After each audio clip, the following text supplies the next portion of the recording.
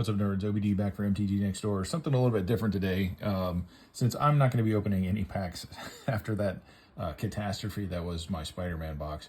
I did something different. I went to MagicCon Atlanta this weekend, and I made it official that the Dragon is going to be my first permanent deck. What that means is I am not ever going to take this apart. This will always be in a deck box, ready to go no matter what. So I wanted to kind of share it with you guys, mostly for the guys at the local table to know how I'm going to beat them into the ground with all my flying dragons and fire breathing and all this kind of stuff. But anyway, if you don't know who the Dragon is, he's kind of the go-to commander for dragons. I've been going back and forth between the Dragon and Tiamat, after Tarkir Dragonstorm came out, because there were so many new fun dragons or reprints of dragons that I just really, really loved. But anyway, Dragon Shield came out with these Dragon sleeves. I was able to pick them up super, it feels like dragon scales on the back of it. Anyway, these are probably the best sleeves I have. I mean, I use all Dragon Shield stuff anyway, but these feel completely different on the back. They don't slide around or anything like that. Kind of rad. But I just wanted to go through kind of what I was building. This is not an optimized deck. This is not a CEDH deck. This is literally local table casual stuff. But anyway, this is going to be what I want to do with the dragons. You could absolutely do better than this. This is not going to be like beat everybody into the ground immediately. This is what I want to do with dragons. So anyway, if you don't know what the Dragon is, he has Eminence. So even if he's in the command zone, he gives a -1 casting cost to any dragon that you put on the battlefield. And then he is a 10/10 flyer. He's expensive, but it costs 9 to come out. There's so many ways to ramp in this game. It's ridiculous. He's not coming out on turn 9. He's coming out way before that. Realistic turn 6 or 7. So 2 turns early, but nonetheless, he's coming out earlier than that. But anyway, he's a flyer. And then when he's on the battlefield, whenever one or more dragons you control attack, draw that many cards, then you may put a permanent card from your hand onto the battlefield. That is just a free big boy dragon because of Papa Daddy Dragon here.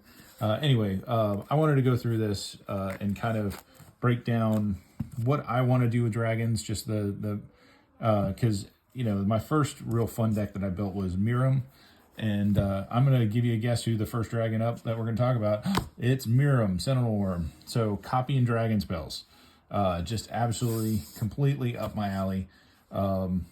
So he gives a non-legendary token to any copies you make. So if you have him out on the board before the Dragon hits, guess what? That's Dragon to the 2nd power. Anyway, solid card, but because of this, because I love copying dragons so much, I have several, probably like 5 or 6 copy spells that I've put into this deck just to be able to, if he dies for whatever reason, or if I can't get him out of my graveyard, that doesn't stop my fun of copying my dragon. So again, I've got some Spider-Man cards in here, so a little redemption for Spider-Man. Clone Saga, it's a slow copy spell, but nonetheless, Surveil 3, and then when you next cast a creature spell this turn, copy it, except the copy isn't legendary, and then he also gets you some card draw at the end on the 3rd chapter. Imposter Syndrome, this is just absolutely busted. Whenever a non-token creature you control deals combat damage to a player, create a token that's a copy of it, except it isn't legendary. Again, if you're sending all your big boys in, all of a sudden you just make copies of all of them, please say less. Again, Spider-Man had a lot of copy spells in it, so this is really right at my alley. Chameleon comes in as copy as a creature spell. Basically, who's that? Sakashima. Anyway, so yeah, basically another copy of Sakashima in your deck.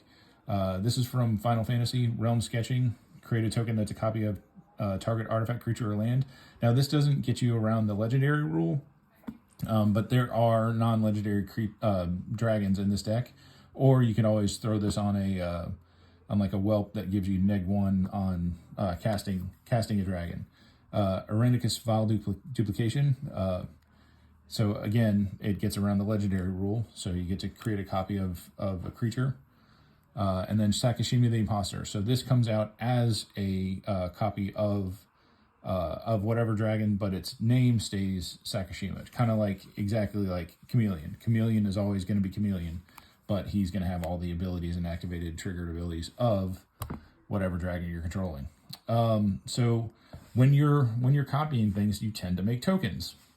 I like to make more tokens. So my one and only copy of Doubling Season is going to permanently stay in this deck, just because this is where I want it, right? It is worth spending that kind of capital in this game for me to have this in this deck. So again, more copy spells. This one is when you bestow this character onto another creature as like an artifact attachment or whatever, it gets a landfall trigger that whenever land comes into play, you get to make either a 1/1 green insect creature token or a copy of whatever this is on. Early game, this is going to go on to a mana dork or a whelp, just to make sure that my dragons keep coming out of the board for super cheap. Not very many artifacts in this deck. Mox Jasper, a very obvious one because it taps and adds a color of any type of mana for dragons. Dragon Horde, again, another good one. This gets big as the dragons come out and as you create tokens of dragons and blah blah blah blah blah. Good card draw, just if your hand's empty, because sometimes you actually can play cards in this game. Most of the time I get stuck with a dead hand and just have to discard stuff, but this is not bad. So tap, add a mana of any color, or tap, remove a gold counter and draw a card. Cornelian Orb of Dragonkind. Again, it's a mana dork spell. I mean, it's not a mana dork, but it's an artifact spell. Add red and then give haste to any dragon you cast. Dragon Speaker Shaman, -2 for any dragons, and he's a little 2/2. Dragon Lord's Servant, -1 for any dragons, and then Sarkhan. He's a little funky. He gives -1 to any dragons. Then when he becomes a copy of any dragon you control. He becomes a copy of that until the end of turn, except it's Sarkhan Soul Flame, and it's legendary in addition to its other types. Again, another copy spell. Say less. Now we're getting into like the enchantments and ramp and stuff like that, because dragons are very, very pricey. And I promise there's dragons in here. They're just down here, down low in the deck, because I wanted to kind of like explain what I'm trying to do before I show you what I want to do, what I'm trying to do with what specific dragons. Encroaching Dragonstorm and Breaching Dragonstorm. Again, coming from Tarkir Dragonstorm, hence the name. This is basically lets you tutor up 2 basic lands, and then when you drop a dragon onto the board, it bounces back to your hand. Recursion, always great. Getting to use that enchantment over and over again, perfect. This one, Breaching Dragonstorm, a little bit more expensive, but this lets you put exile cards on the top of your library until you exile a non-land card and cast it without its mana cost. And again, when a dragon enters the battlefield, return this enchantment to its hand.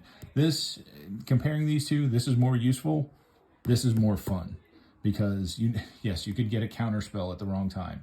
Sure, top decking stuff is never science at all. It's just luck. I'm a Timmy player. I'm gonna go for the Timmy play every time.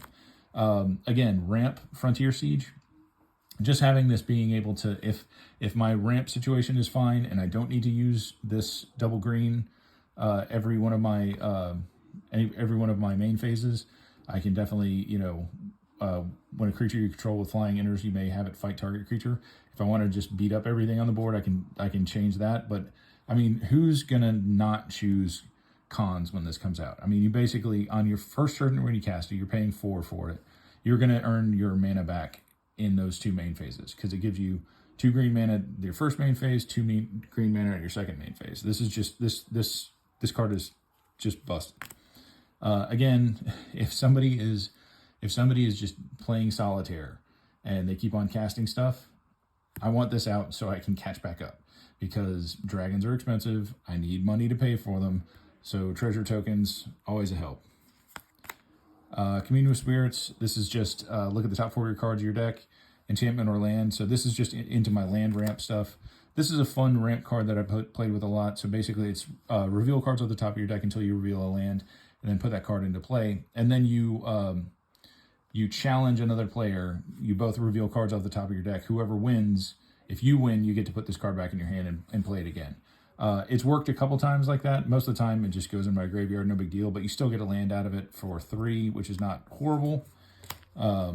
Again, search your library for basic land, reveal it, put it into your hand, shuffle, or proliferate. And then this is one of my like secret sauce like favorite cards. I started using this when I first started playing. I think the guys at the local table gave me one of the Dungeons & Dragons like precons to start out with. And I think this was in there.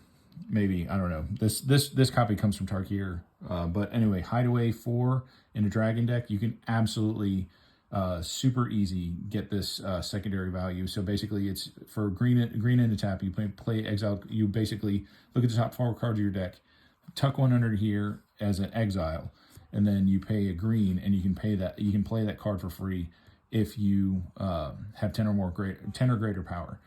Again, in a dragon deck, that's not hard to do. That's like turn 2, right? And here, the next is my my land base. I've got 37 different lands in here, most of which are, my basic lands. I'm trying to get all copies of the fancy Tarkir Dragonstorm lands. I'm still working on that, but anyway, a couple. I'm not going to go in depth of this. I'll just kind of flip through these and pick these up real quick, and we'll move on. Again, 37 lands, some dual lands, a couple tutors, command tower, and then Cascading Cataracts, one of the ones I got from Edge of Eternities, Ash Barrens in case I need to draw, Haven of the Spirit Dragon, tap for any mana of any color, spend this only to cast a dragon, or sack it for 2, return target dragon creature card or Ugin Planeswalker from your graveyard to your hand. Again, that'll fish an important piece out of your yard. Temple of the Dragon Queen enters the battlefield. You may reveal a dragon from your hand, and then it enters the battlefield tapped unless you revealed a dragon, and then choose a color. Add one color of any kind. And again, this is that like AFR old school D&D booklet art, which I love. And again, these are the dragon lands. These are the standard ones, not the eyeball ones that come in the collector packs. I didn't buy any of the collector stuff for Tarkir because I don't have that kind of wallet. So anyway, like I said, I tried to use all of them that I have, but I don't have enough, so I've got to go back and get them. This is something I'm working on. I will fix that. I'm probably driving you guys nuts because they're not all matching lands. Anyway, they will be soon enough. All right, I'm going to move these out of the way. It's getting kind of crowded over here. All right, so one of the things that I've grown with as a player is the need for spot removal and board wipes. I hate board wipes with a passion. I hate counterspells. As I've grown as a player, I understand the need for them. So this is my like complement of counterspell, spot removal, that kind of stuff that I just put in here because I think spot removal is less annoying. If somebody's being a threat, you can get rid of the big threat and kind of move on and not like ruin their entire game plan. But Chaos Warp, just shuffle into their owner's deck. They get to pop a card off the top of their deck and put it onto the battlefield. Lucky Offering, this was kind of a cool card. Destroy target artifact with mana value 3 or less. It's going to get rid of your Soul Rings and Arcane Signets and that kind of stuff, and anything particularly nasty. Here, I'll keep those on screen so you don't have to just look at my hands. Heartless Act, destroy one target creature with no counters on it, or remove up to 3 counters from target creature. For 1 and a black, not bad. And one of the things that the reason why I chose these spot removals is so that I can kind of hide what I have in my hand. When you have all black and white mana open, that you've got a kill spell in there, but not necessarily you're not really ready for it if there's red open. I just wanted to have kind of like a cascading different colors to be able to destroy some stuff without like telling my hand or what I'm holding. Fracture, destroy target artifact, enchantment, or planeswalker. Kill Shot, destroy target attacking creature for 2 and a white. Swords to Plowshares, easy include. And then this is where I'm starting to get into my counter spells.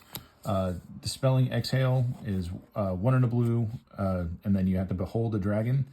Counter target spell unless its controller pays 2. If a dragon was beheld, counter target spell unless that controller pays 4.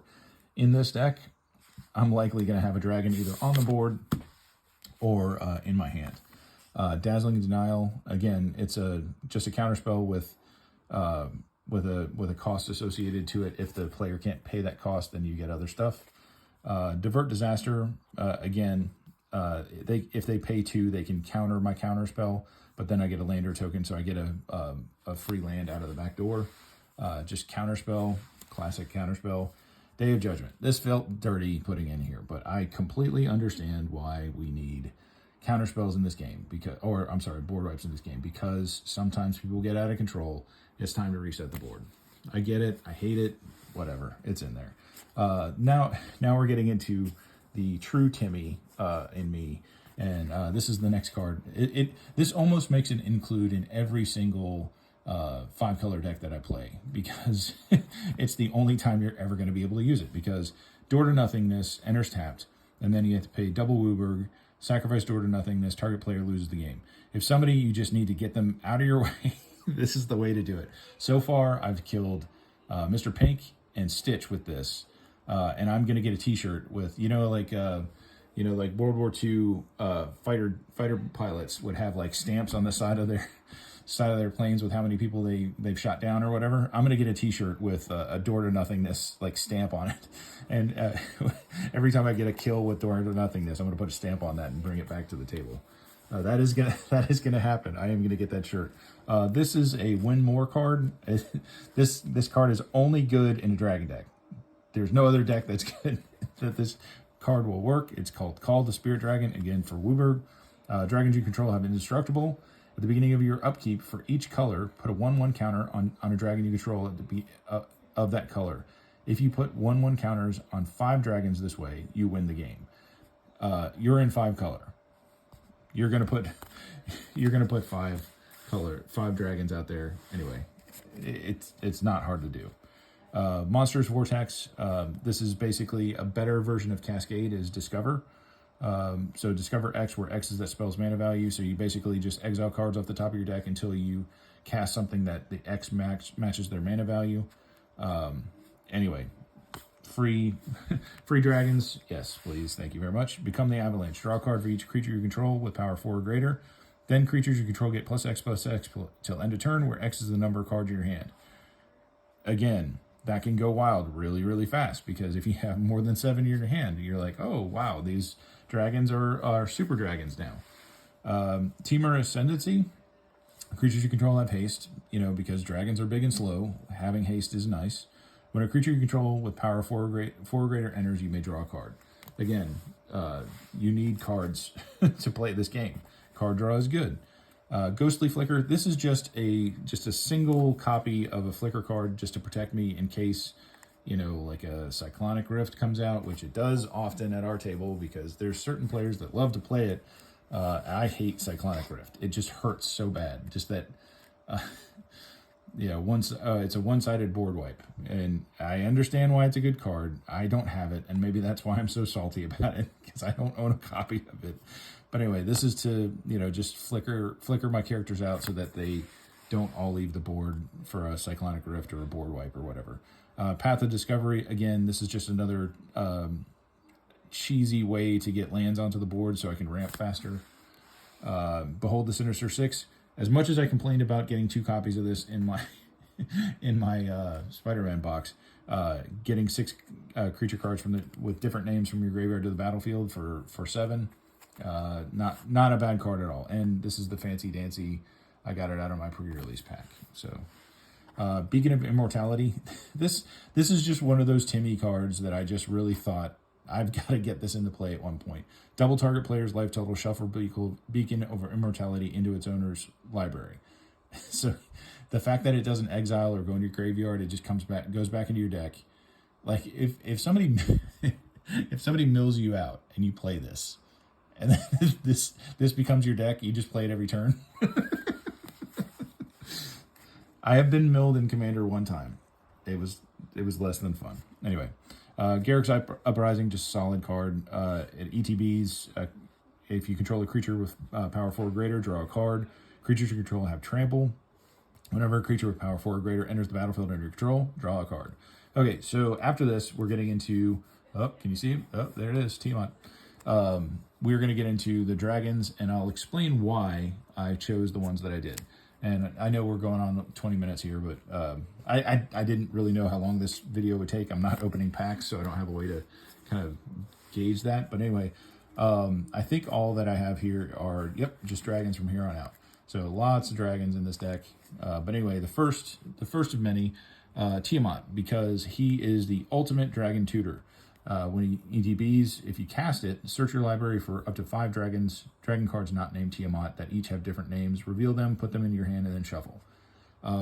My targets for Tiamat are going to be, if for some reason I haven't already gotten Miriam in my hand or on the board somewhere, my targets for Tiamat are going to be Irene of the Unwritten. So this is the face commander of one of the precons from Tarkir Dragonstorm, and sorry if the foiling is kind of, he's just straight foiled out. Like, there's no way to really even see the art on the card. But anyway, he's a 7/7 flying trampler.